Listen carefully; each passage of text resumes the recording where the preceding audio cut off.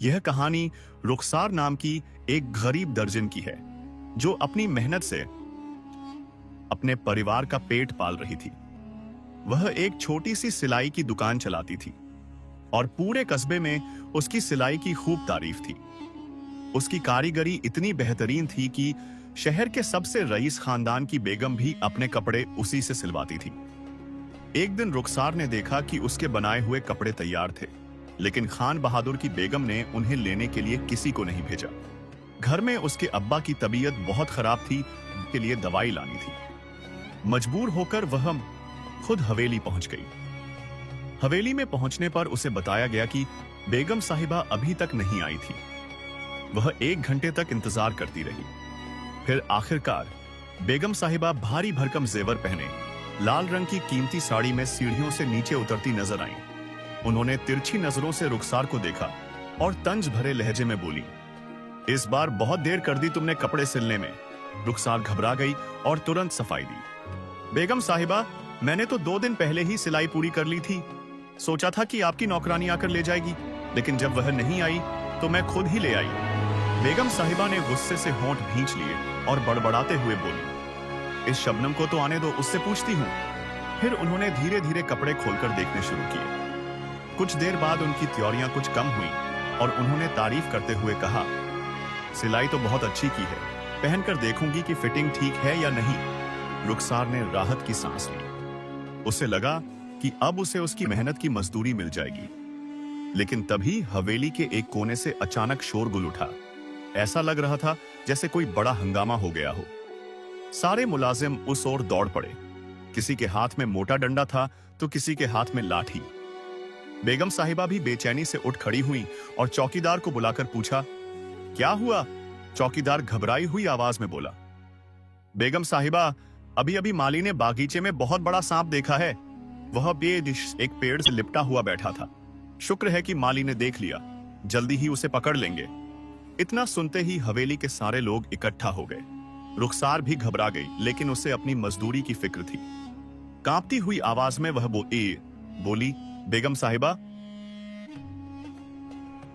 पहले मेरे पैसे दे दीजिए, मुझे घर जाना है। बेगम साहिबा ने एक नजर रुखसार पर डाली और लापरवाही से बोली, हाँ, मैं शबनम के हाथ पैसे भिजवा दूंगी, और भी कपड़े सिलवाने हैं तुमसे। रुखसार की उम्मीदें टूट गईं। मायूस होकर वह हवेली से बाहर निकली और पड़ोस की खाला रुकैया के घर चली गई ताकि थोड़े पैसे उधार ले सके। मगर खाला ने उसे तिरस्कार भरी नजरों से देखा और गुस्से से बोली, हम कोई बैंक नहीं हैं जो हर बार तुम्हें उधार दें। रुखसार की आंखें भर आईं, मगर तभी खाला की बड़ी बेटी नगीना बाजी ने उस पर तरस खा लिया।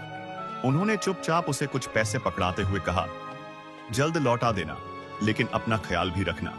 रुखसार ने कृतज्ञता भरी नजरों से नगीना बाजी को देखा और पैसे वापस करने का वादा किया। घर लौटते ही उसने सबसे पहले अब्बा की दवाइयां खरीदी और थोड़ी सब्जी भी ले आई। अब्बा चारपाई पर लेटे थे और छोटा भाई सुहेल ट्यूशन से लौट आया था। ये तीनों ही एक दूसरे का सहारा थे। अम्मा का इंतकाल हुए कई साल हो चुके थे और अब्बा अब मजदूरी करने के लायक नहीं रहे थे। अगर रुखसार के हाथ में सिलाई का हुनर ना होता तो शायद वे भूखे मर जाते। रात को जब रुखसार अब्बा को हवेली में दिखने वाले सांप की बात बता रही थी तो उनके चेहरे पर अजीब सा तनाव आ गया। उन्होंने धीरे से कहा, एक दिन तो उसे लौटना ही था, आखिर कब तक वह बदला लिए बिना रह सकता था? रुखसार चौंक गई। अब्बा, आप क्या कह रहे हैं? अब्बा ने गहरी सांस ली और बोले, अगर उन्होंने उसे मार भी दिया तो भी वह लौटेगा। इच्छाधारी नाग कभी नहीं मरता, 100 साल बाद फिर से जन्म लेता है। रुखसार हंस दी।